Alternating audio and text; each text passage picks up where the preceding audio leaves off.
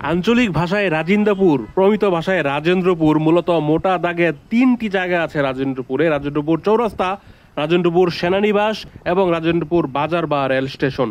ভাওয়ালের রাজা উপাধিধারী জমিদার রাজেন্দ্র নারায়ণ রায় চৌধুরী 1901 সালে মৃত্যুবরণ করেন। ওনার 3 সন্তানের এক সন্তান ভাওয়াল সন্ন্যাসী মামলার জন্য বিখ্যাত।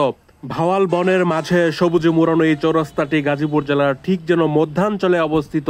ঢাকা জেলার কেরানীগঞ্জ ও রাজেন্দ্রপুর বাজার রয়েছে। তৎকালীন পূর্ব বাংলার দ্বিতীয় বৃহত্তম জমিদারি ছিল এই ভাওয়াল জমিদারি।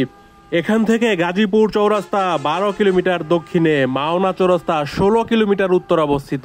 কাপাসিয়া সদরের কাপাসিয়া বাজার এবং ব্রিজ 17 কিলোমিটার পূর্বে অবস্থিত। অন্যদিকে 6 কিলোমিটার পশ্চিমে বিখ্যাত গ্রামীণ হাট ভাওয়াল মির্জাপুর বাজার। অর্থাৎ 6 কিলোমিটার পশ্চিমে তুরাগ এবং 17 কিলোমিটার পূর্বে শীতলক্ষ্যা নদী প্রবাহিত।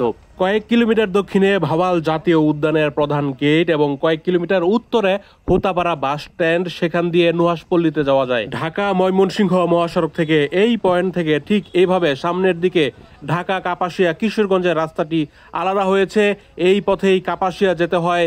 সামনে 3 কিলোমিটার পুরোপুরি বনের মধ্য দিয়ে রাস্তা, এরপরে রাজেন্দ্রপুর সেনানিবাস। খেয়াল করে থাকলে একটু আগে দেখিয়েছিলাম মহান মুক্তিযুদ্ধ স্মরণে ভাস্কর্য অবারিত স্বাধীনতা।